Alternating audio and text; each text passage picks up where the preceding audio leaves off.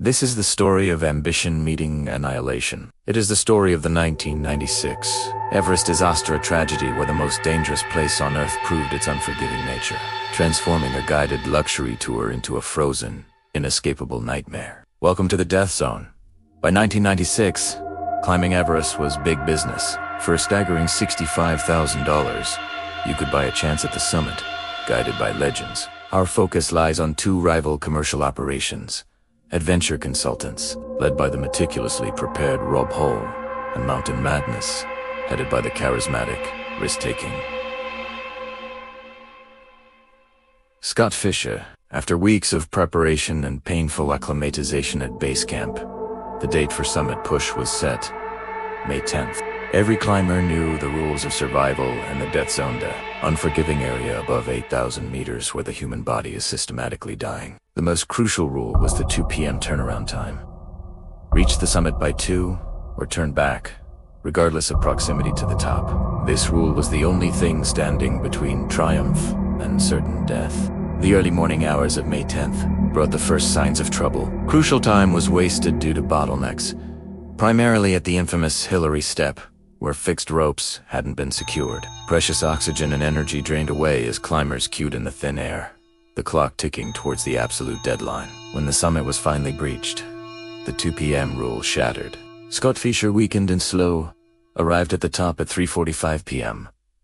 Rob Hull, haunted by a client's failure the previous year, made the fatal decision to wait for his client, Doug Hansen. They summited together at 4 p.m. 2 hours too late. As the sun began to dip, casting long, chilling shadows, the sky exploded. A sudden, catastrophic blizzard materialized, a whiteout so intense that visibility dropped to zero. The climbers, exhausted, disoriented, and already running on critically low oxygen reserves, were caught in the storm's brutal grip.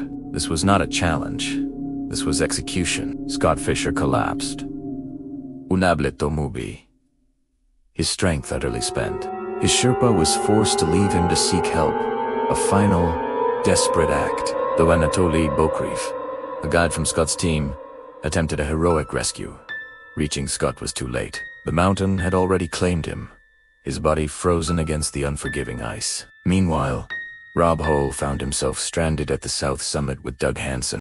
Hansen ran out of oxygen and energy, slumping into unconsciousness. Rob, refusing to abandon his clients, stayed.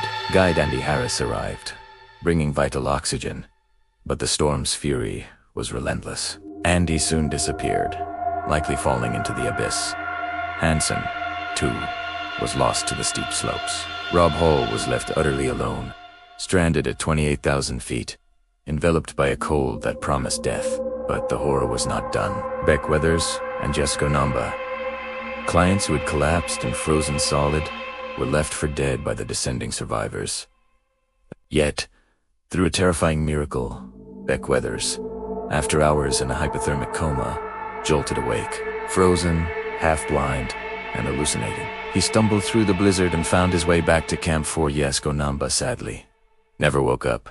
The most heartbreaking moment of the disaster came hours later. Isolated and dying, Rob Hull was granted a final, painful privilege: a satellite radio call to his pregnant wife, Jan Arnold, thousands of miles away. Through the static and the wind, their last words were shared.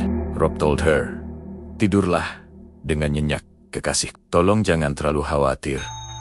Sleep well, my sweetheart. Please, don't worry too much." Rob Hull died shortly thereafter, becoming a permanent part of the mountain he loved. In total, 8 people perished in the 1996 disaster. A stark reminder that no amount of money or ambition can negotiate with the death zone. The only choice, once you step above 8,000 meters, is life or the mountain.